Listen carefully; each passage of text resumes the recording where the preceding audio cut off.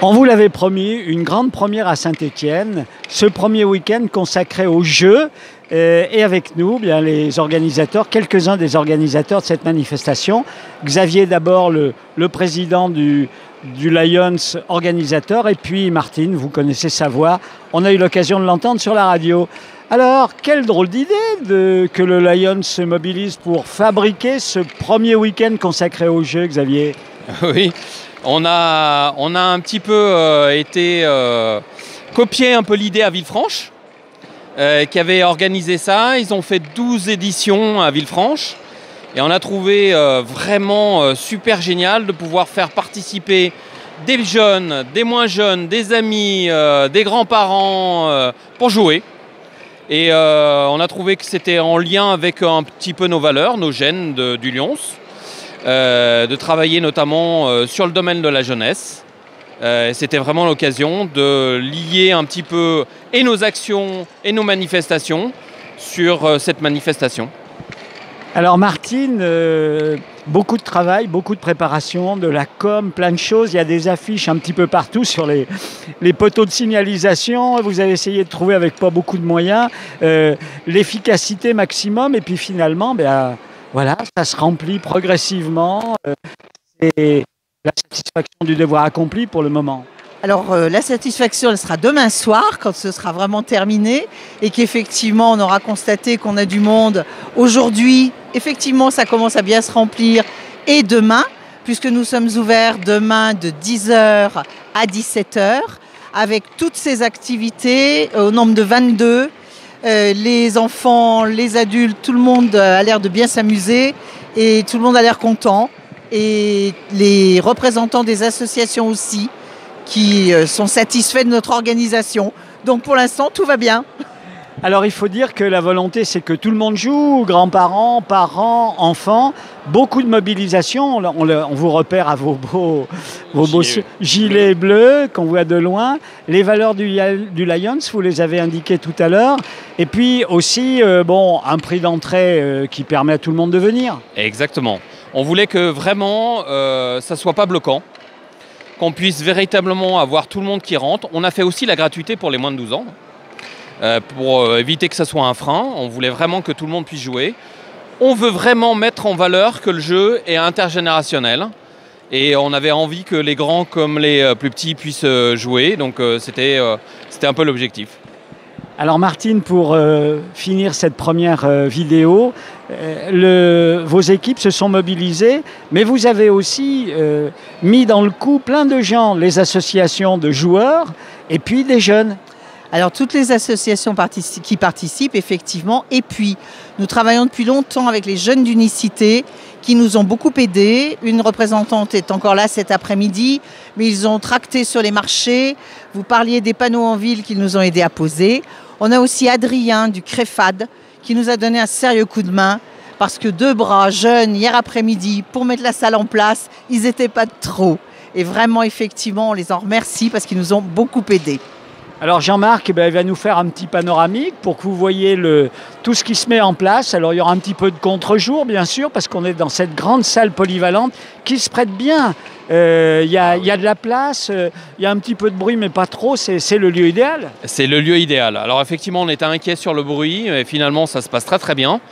C'est 3000 m² qui nous permet d'avoir beaucoup d'espace pour pouvoir avoir nos exposants qui est l'espace pour pouvoir faire jouer et ça c'est vraiment très important et finalement on se rend compte qu'on a encore moyen d'y ajouter des choses supplémentaires pour la deuxième édition certainement. Le rendez-vous est déjà pris sans doute. Allez, nous on va vous faire vivre un certain nombre de ces jeux. Il y a de tout. Il y a du physique, il y a des jeux d'adresse, il y a des jeux de coopération, il y a des jeux traditionnels, d'autres qui sont très originaux. Vous allez avoir l'occasion de le voir. Eh bien, nous sommes toujours dans la salle Omnisport, dans le quartier du Zénith à Saint-Étienne pour ce premier week-end consacré aux jeux. 22 jeux différents, déjà pas mal de monde. Et puis, autour de moi, 2 beaux blousons du Lions, mais Anaïs et Adrien ne sont pas franchement membres du Lions.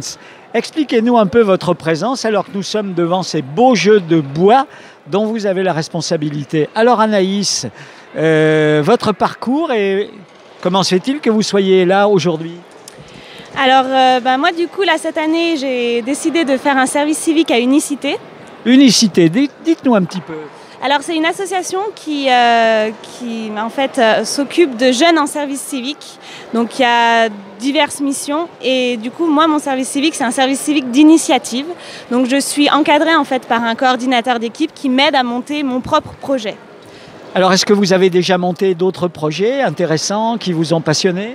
Alors non, c'est vraiment la première fois que je monte un projet et du coup, on avance pas à pas sur les différentes étapes à suivre et du coup, c'est une expérience vraiment très enrichissante. Alors, qu'est-ce que vous avez fait pour préparer ce premier salon ou ce premier week-end du jeu à Saint-Étienne?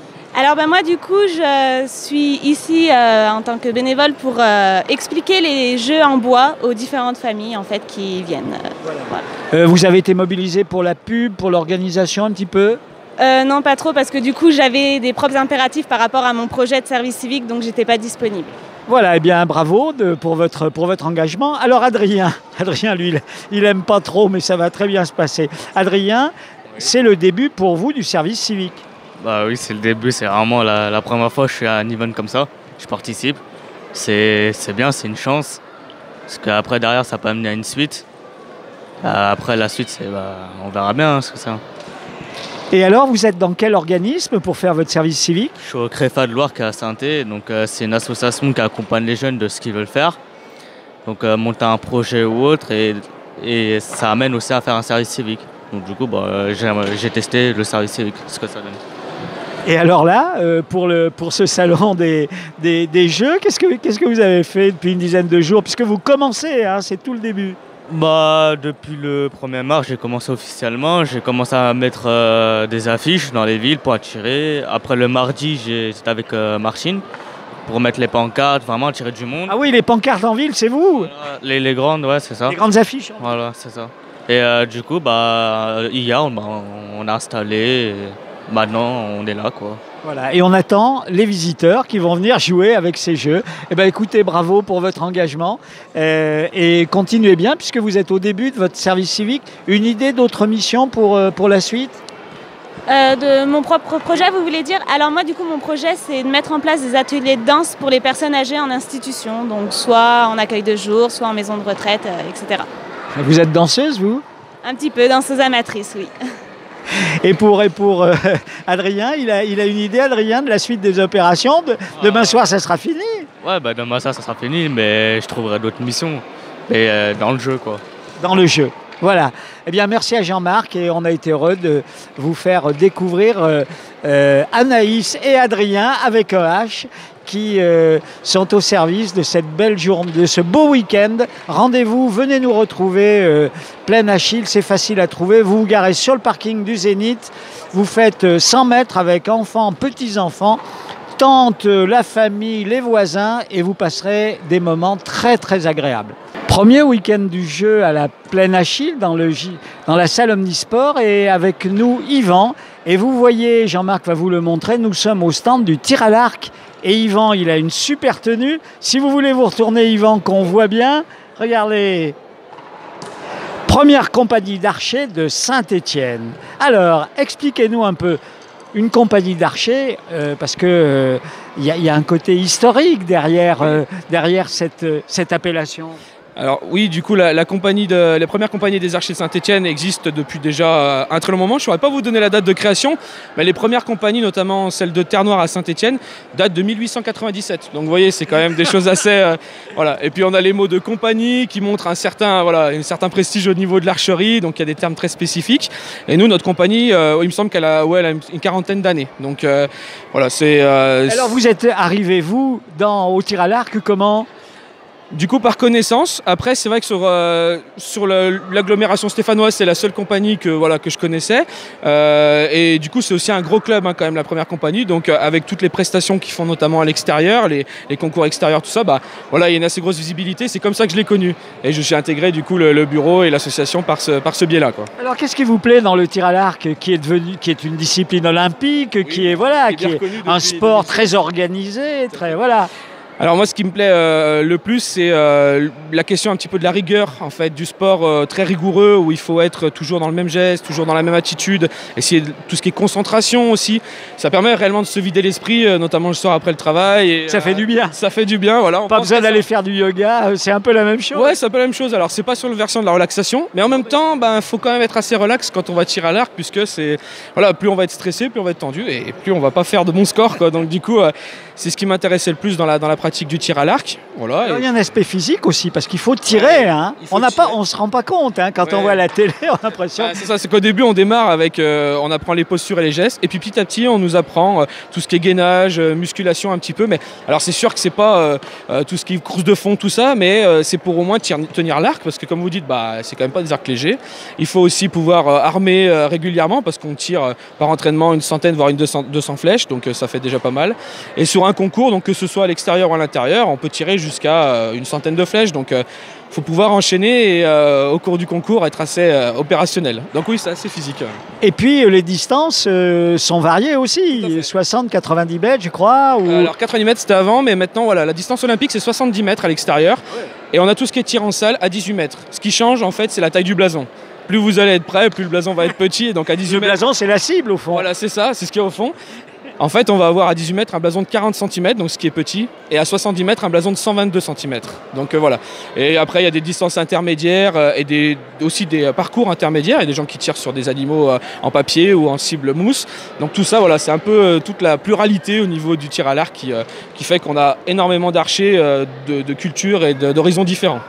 Alors, eh bien, derrière nous, des enfants ou des adultes qui tirent probablement pour la première fois. Oui. Alors, j'ai vu tout à l'heure que vous leur expliquiez qu'il faut trouver le bon œil. Qu'est-ce que c'est que cette histoire d'œil, cher ami ? Eh ben, alors, contrairement à ce qu'on peut voir avec les disciplines olympiques où les archers ont les deux yeux ouverts, au début, quand on commence, généralement, on tire avec un seul œil, puisque c'est ce qu'on appelle l'œil de visée, en fait, tout simplement.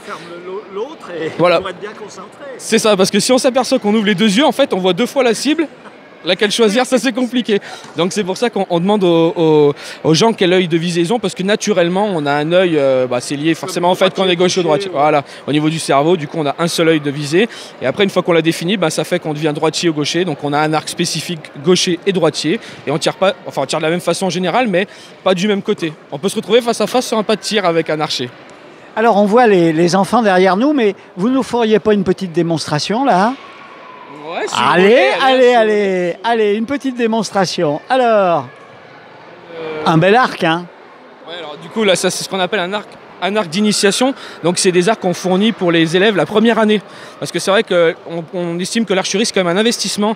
Et que du coup, la première année, pour que les gens soient sûrs de vouloir faire du tir à l'arc, on leur met à disposition du matériel. Et après, à l'avenir, quand ils seront bien réglés, ils auront leur propre matériel. Leur propre matériel, à la bonne taille, réglé. Voilà. Parce que là, ça n'a rien à voir avec ce que vous avez d'habitude. Raison de plus, alors c'est d'autant plus sympa d'essayer. Allez, on va voir. Ce sera indulgent, j'espère. Ah, bien entendu. Alors. Vous voulez que je commande du coup en même temps ? Ah oui, ça serait super bien. Alors Jean-Marc, il va peut-être... tu peux arriver à nous rejoindre un petit peu, Jean-Marc ? Il va se faufiler. Alors, vous êtes à quelle distance là à peu près ? Là, on est entre 5 et 7 mètres. On n'est pas très très loin. On va appeler ça une distance d'entraînement. C'est-à-dire que souvent, même les gens qui tirent à 70 mètres peuvent des fois revenir à 5 mètres pour travailler tout ce qui est technique. C'est-à-dire libération de la corde, la posture, là, tout ça. Il n'y a plus d'effort à faire, c'est plus juste la précision, la minutie et la répétition. C'est ça. Et des fois, on n'a même pas de blason sur la cible. Hein. On tire sur de la paille pour pouvoir vraiment réfléchir qu'au geste en fait. Vraiment travailler le geste puisque c'est une répétition en fait au final. Donc là, super, alors là on a de la chance, hein, Jean-Marc. Alors du coup, on a beaucoup aussi de normes de sécurité au tir à l'arc. C'est pour ça qu'on demande aux parents d'être derrière, que personne ne va sur le pas de tir tant qu'on a tous tiré. Donc c'est vrai que voilà, on explique aux jeunes de bien rester dans une posture sécuritaire pour pouvoir tirer correctement. Parce que c'est quand même une arme. Hein. Oui, bien sûr. Donc on met la flèche toujours dans le même sens. Vous avez vu que vous avez 3 plumes de couleur, 2 qui ont la même couleur, une qui n'a pas la même. Celle qui n'a pas la même doit toujours être vers vous, d'accord ? Donc c'est le cas. Donc ce qu'on appelle la plume coque, c'est la petite anecdote. On pose la flèche comme ça, donc ça c'est ce qu'on appelle le tir barbeau. C'est de l'anglais pour dire un tir classique, tir intuitif, tir simple en fait. Il n'y a pas d'artifice dans l'arc sur la machinerie qui fait que on va pas tirer classique, etc. Donc là on met les 3 doigts à peu près à ce niveau-là, parce qu'on est très proche. Je vais juste vous demander de vous décaler. Bien sûr. Alors attention. Waouh! Voilà, merci. Donc du coup, voilà. Vraiment, c'est gentil de nous avoir fait ça comme ça, là. Et vous n'êtes pas très loin du centre, là? Alors moi, du coup, c'est pour ça que j'expliquais qu'il y a une multitude de tirs. Moi, je suis pas du tout là-dedans. Mes collègues, par contre, on a des archers qui tirent comme ça, instinctif, c'est-à-dire vraiment à l'ancienne, sans artifice, sans rien. Et il y a vraiment des spécialités là-dedans. Et eux, ils gèrent vraiment ça. Moi, j'ai beaucoup de choses qui m'aident. J'ai un viseur, j'ai un stabilisateur, j'ai tout ça. Donc, j'ai pas de mérite. La compète, c'est sympa, la compète. Ouais. Vous aimez ça? Ouais, c'est intéressant puisque du coup ça permet déjà de rencontrer pas mal d'archers ils partagent beaucoup les archers, je trouve, dans leur pratique en nous expliquant pourquoi ils utilisent ce stabilisateur, ce viseur, pourquoi est-ce que voilà, ils préfèrent tel ou tel engin. Il y a beaucoup de partage en fait au niveau du tir à l'arc sur comment est-ce qu'on va tirer et du coup ça c'est plutôt intéressant. Et puis les gens sont pas avares de conseils, de dire ah là t'as fait ce petit geste, fais attention et tout machin. Donc il y a un côté, même si c'est individuel, qui voilà, assez collectif, assez convivial. Et puis ce qui est intéressant, voilà, c'est le côté où on va un petit peu visiter d'autres villes, des choses comme ça, hein, parce que le tir à l'arc, c'est pas une discipline très connue, donc on arrive à bouger assez facilement. Voilà. Donc voilà. Eh bien écoutez, merci. Alors bravo à la première compagnie d'archers de Saint-Étienne. Continuez à initier les enfants à ce sport qui est relaxant, concentration, plaisir, et puis manifestement il y a une bonne ambiance comme toujours à Saint-Étienne. Oui, tout à fait, exactement. Et la petite info, c'est qu'on se retrouve à la Saint-Esport début septembre. On est toujours présent et voilà, on accueille tout le monde avec plaisir pour qu'ils viennent découvrir la pratique du tir à l'arc. Merci, et on vous laisse avec enfants et grandes personnes pour continuer à initier tout le monde au plaisir du tir à l'arc. Alors, un week-end consacré au jeu, eh bien, on joue et les autorités jouent. On sait que Gaël Perdriau, le maire de Saint-Étienne, président de Saint-Étienne Métropole, adore participer, jouer. On a déjà eu l'occasion de le voir l'année dernière. Et alors là, il est confronté au crazy ping-pong, je crois, c'est-à-dire des tables de ping-pong toutes plus improbables les uns que les autres. Alors, le président, oh là là, mais ils sont très très bons. Le président du Lions Club, organisateur de la manifestation, est en face de lui. Oh, il ne compte pas les points, je crois, mais il s'amuse bien. Et c'est vrai que c'est typique. Quand on joue, on retrouve son âme d'enfant, on va dire ça comme ça.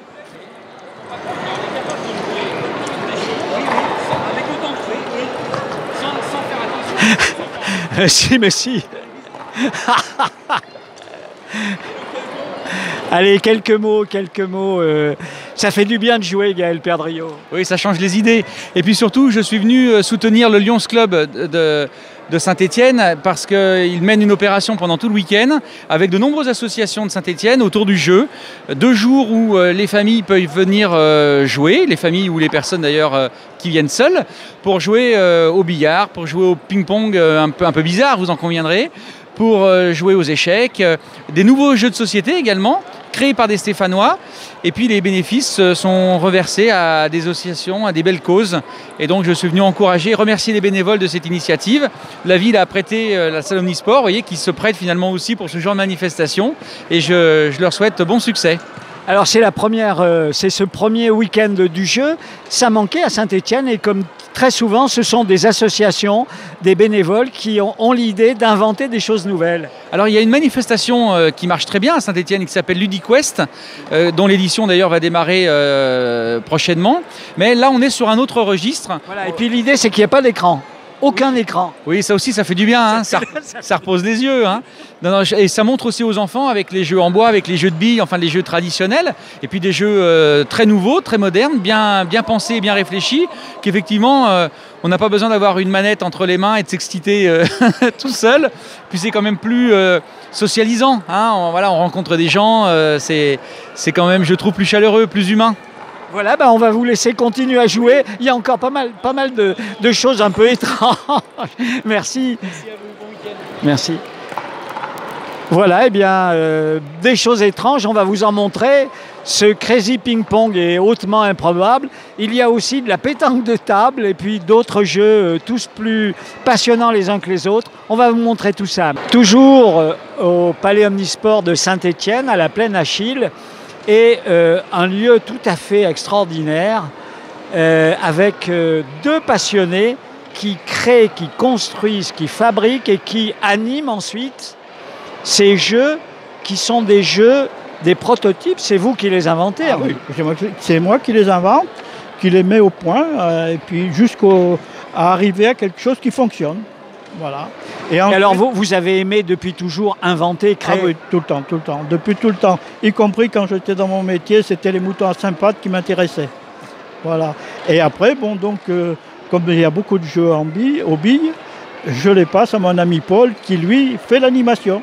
Alors Paul, c'est avec Pardon ? Jean-Paul, avec votre association, voilà. Eh bien, vous vous promenez un petit peu partout pour montrer ces jeux. Tout à fait. Nous sommes donc une association de jeux de billes.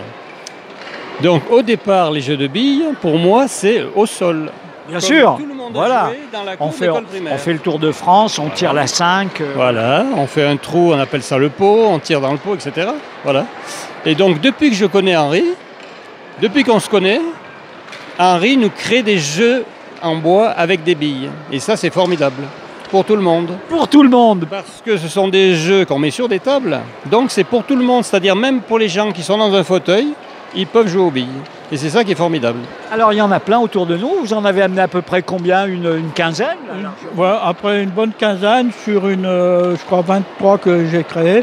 Là il y en a une bonne quinzaine. Il y a beaucoup de jeux en billes. Il y a beaucoup de jeux d'adresse. Le dernier c'est la reconstruction de la Tour Eiffel. Donc il faut rechercher des éléments pour reconstruire la Tour Eiffel et la tenir en équilibre sur une balance. Vous voyez un petit peu. Ah oui, il y a un plaisir un peu sadique, cher ami. Oui, légèrement, un petit peu, on va dire. C'est là mon plaisir après, de voir les autres s'amuser. Voilà. Alors, écoutez, on va regarder. Donc c'est Jean-Paul qui va se coller à ce jeu. Alors, de quoi s'agit-il, Jean-Paul? Alors déjà, ce jeu, créé donc par Henri, s'appelle la spirale bille. Pourquoi? Parce qu'on joue avec des billes et que si on regarde bien, c'est une spirale. Alors le but... écoutez, asseyez-vous puis faites-nous voir parce qu'il paraît que vous êtes un champion. Non, on ne s'assoit pas. Non. Alors. Donc voilà, on pose la bille en bas et il faut la faire monter tout en tournant le bâton. Donc il faut arriver à trouver une petite pente pour que la bille puisse se déplacer. Et si on va trop vite, elle tombe. Si on va trop vite, elle tombe, et ça peut m'arriver malheureusement. Et plus le virage est large, plus il faut bien calculer son coup. C'est ça. Et alors sur la fin, ça monte franchement beaucoup là. Hein. Oui, ça monte, mais vous allez voir. Henri, il a calculé son coup. Oui. Il rigole, Henri. Et vous allez voir qu'en manipulant le bâton, la montée va se transformer en plat montant uniquement. Ah voilà, c'est ça le secret. Le secret, c'est un petit peu ça. C'est l'astuce. C'est le petit truc, je ne sais pas si je vais pouvoir y arriver. Oh super. Alors là, vous avez fait l'essentiel, on a compris le principe. Voilà. Ça y est, vous êtes ça y est. Bravissimo. Oui, on le fait tourner en même temps. On l'incline et on le fait tourner. On l'incline et on le fait tourner, voilà. Suivant l'endroit où on est sur le bateau. Waouh, voilà. Bravo. Félicitations, Jean-Paul. Vous êtes content, Henri? C'est un bon joueur? Ah oui, c'est un très bon joueur. On va aller en voir un autre, Jean-Marc. Tu nous emmènes? Il m'oblige à en chercher d'autres pour essayer de le coincer, mais il y arrive toujours. Alors. On va aller en voir un autre. Alors, là... c'est le plaisir. Alors, bonhomme, on va se mettre là, avec Jean-Paul. Tu veux... Toujours avec une bille. Ah oui, toujours avec une bille. Ils sont beaux, ces objets. Ils sont beaux. Hein. Pour moi, oui, ils sont beaux. Surtout que leur but est d'amuser les gens, de leur faire la récré du numérique. C'est la récré du numérique, formidable. Alors, de quoi s'agit-il? Alors, encore un jeu étrange. Oui. Parce que quand on dit aux gens qu'on va monter la bille, ils ne comprennent pas tout de suite. Il faut leur expliquer un petit peu. C'est impossible, enfin c'est impossible. Il y en a beaucoup qui disent que c'est impossible. Absolument, je dis que c'est impossible. Mais rien n'est impossible à Jean-Paul. Rien n'est impossible, voilà. Parce que je me suis bien entraîné. Donc du coup, ce jeu s'appelle Slalom Bille. On va dire aller-retour. On va faire que l'aller. Oui. Qui est le plus difficile d'ailleurs. Donc, encore incliné. Ah là j'ai raté. Là on remet à zéro. J'étais en train de penser à autre chose. Ah oui, c'est-à-dire qu'on peut manipuler. Oui, les deux côtés. Oui. Ah oui, seulement. Mon champion, là, il faut pas qu'il se... Mais non, mais c'est toi qui me distrais là. Donc petite inclinaison pour faire la pente, pour faire bouger la bille. Je m'arrête, j'égalise, je la passe derrière et hop, on recommence de l'autre côté. Ah oui, c'est-à-dire qu'il faut bien calculer avec les deux bras. Voilà, avec c'est les ça. deux mains, Et ça, oui, vous oui, c'est faites. ça, tout à fait. Et bientôt, Ah oui, faut la coincer. J'ai compris. bah, disons que c'est parce une qu'autrement, solution ça ira aussi, trop sinon ça va trop vite dans les descentes. Et donc nous voilà à la cime du jeu. Donc vous voyez, bah, ce ça y est. n'était pas impossible. Bravo. Eh ben, écoutez, c'est un vrai bonheur de vous avoir rencontré. Alors, Henri, Jean-Paul, formidable. Continuez à inventer. Vous en avez encore dans la tête, Henri? Oui, de temps en temps, que ça m'arrive une idée. Comme le dernier, c'est la Tour Eiffel, ça a été Slalom Bille, ça a été tout. Il y a toujours quelque chose. Je sais pas, je pense peut-être qu'il y en aura encore d'autres, on ne sait pas.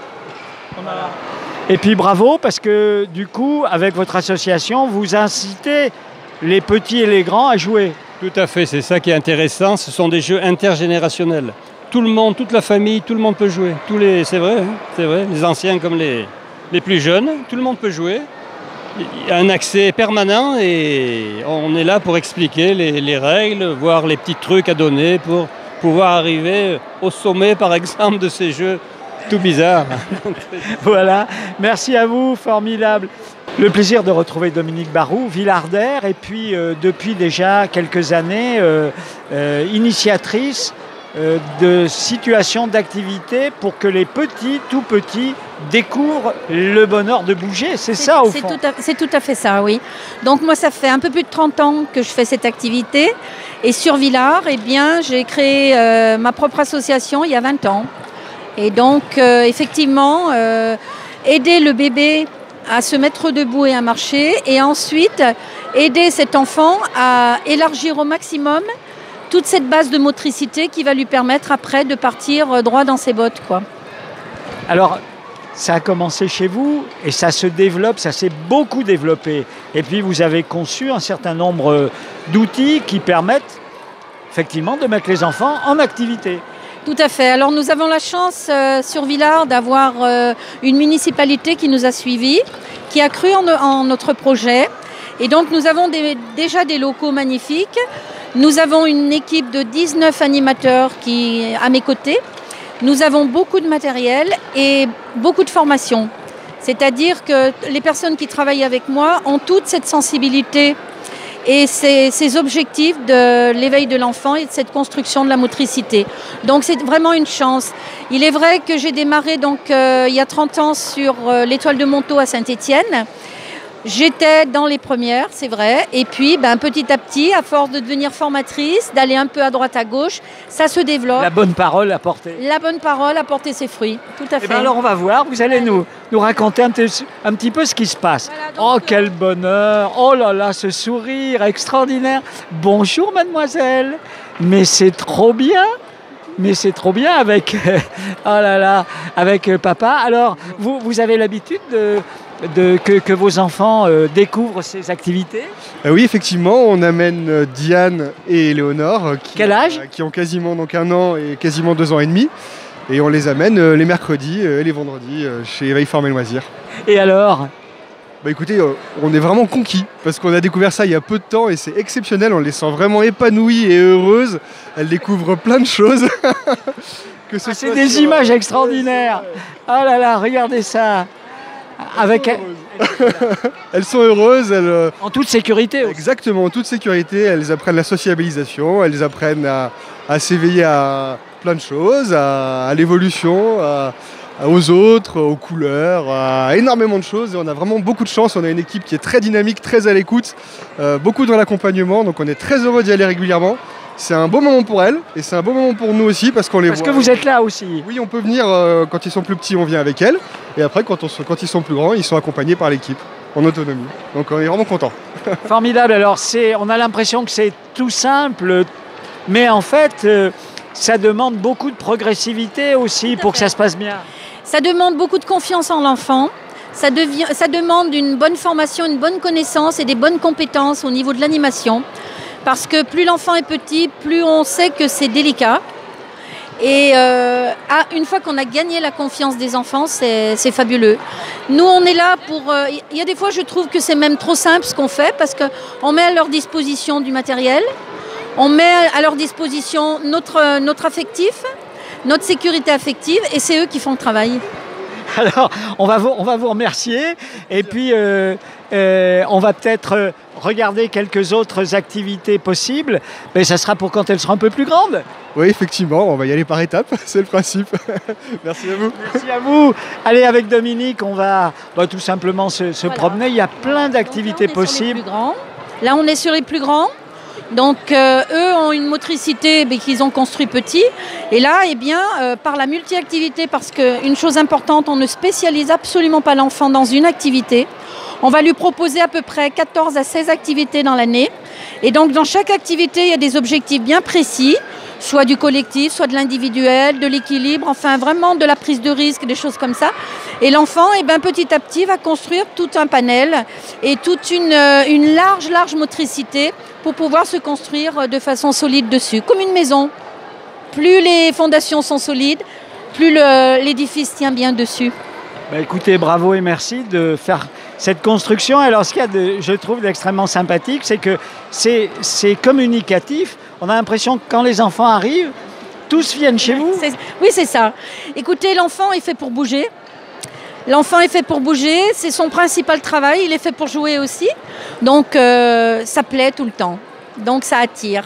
Voilà, écoutez, merci. Merci à vous. Merci. C'est un vrai bonheur de les voir en activité, toutes ces activités, toutes ces choses dont on a entendu parler, qui sont si importantes. Et puis, c'est à la fois individuel, social, les enfants se regardent, communiquent entre eux, c'est impressionnant. Tout à fait. On travaille bien. Non, on construit beaucoup le collectif aussi, c'est important, le vivre ensemble. Et l'enfant, tout en s'amusant, va petit à petit entrer et dans cette société, en fait.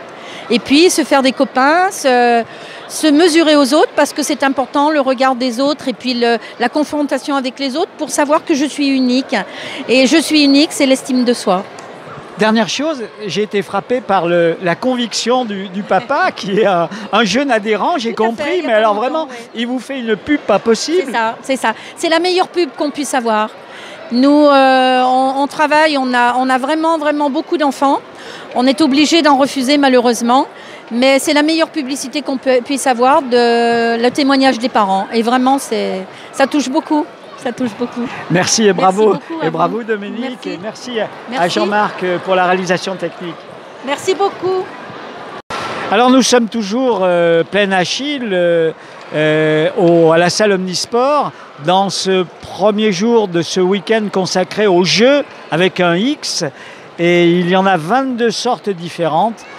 Beaucoup d'enfants et même d'adultes qui, avec vous Damien, se livrent au plaisir de la découverte de quelques activités liées au monde du cirque. Exactement, les activités de la jonglerie aujourd'hui, puisqu'on a amené les foulards, les balles, les anneaux, mais aussi les bâtons, les assiettes et les diabolos. Il y a de quoi faire pour bien s'amuser. Exactement. Alors vous êtes membre de cette belle équipe des Kipounies. Dites-nous en quelques mots de quelle aventure s'agit-il ?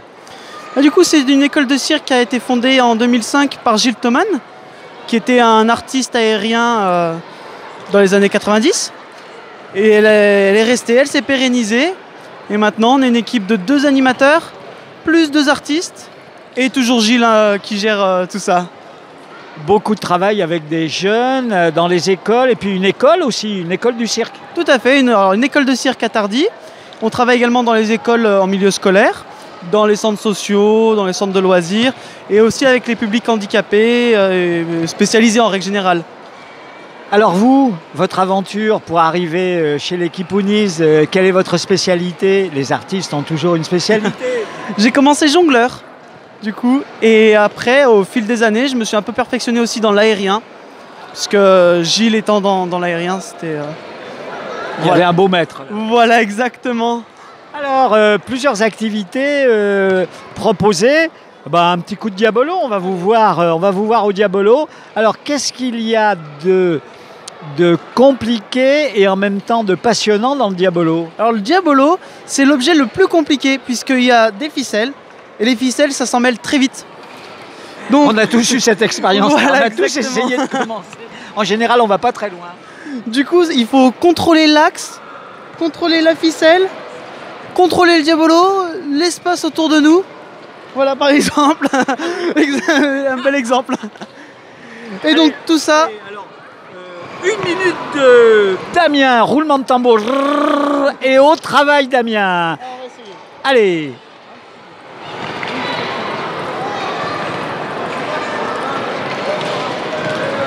Et c'est reparti. Oh là là. Alors, oh là là là là là là là.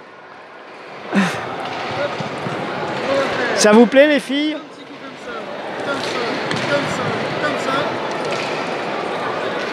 Ah ben magicien en plus. Ça s'appelle comment un jongleur de diabolo? Un diaboliste? Un diaboliste, tout à fait. Ah, vous êtes vraiment un très très bon diaboliste. Merci beaucoup. Alors les enfants, ils adorent le monde du cirque toujours? Oui, il y a beaucoup d'enfants qui adorent ça, beaucoup d'enfants qui viennent voir les spectacles et qui viennent à l'école de cirque pratiquer. Alors quelle qualité ça développe l'école de cirque? Motricité, voilà, tout ce qui est motricité, que ce soit simple comme fine.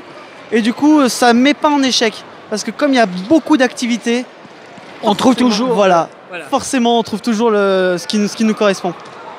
Vous avez des petits champions? Oui, on en a. Et du coup, ils vont participer aux rencontres régionales des arts du cirque, qui a lieu à Voiron 4 et 5 mai. Et du coup, alors, c'est plus des petits maintenant, c'est des grands. On les a eu haut comme ça. Et maintenant, ils sont de mon âge, ils font des choses impressionnantes. Eh bien écoutez, merci, et on voit effectivement autour de vous. Alors, c'est des activités qui paraissent toutes bêtes, il n'y a pas besoin de grand-chose pour se faire plaisir et faire plaisir aux autres. Non, en effet, et puis même chez nous, on peut faire ça avec des balles de tennis, même un bâton de... Jongler avec des balles de tennis. Voilà, jongler avec des balles de tennis, même des mouchoirs en papier. Ça peut servir. On voit l'ancien jongleur. C'est ça. Toujours le jongleur. Toujours, pour apprendre, c'est plus facile. Plutôt que de dépenser, voilà. Il y a plein de petits trucs du quotidien qui peut... des pommes. Voilà, ben écoutez, merci, bravo. Et puis alors, bon courage parce qu'il y a beaucoup d'enfants. Et demain, ça va encore être une belle journée. Ben, j'espère bien en tout cas. Merci à vous.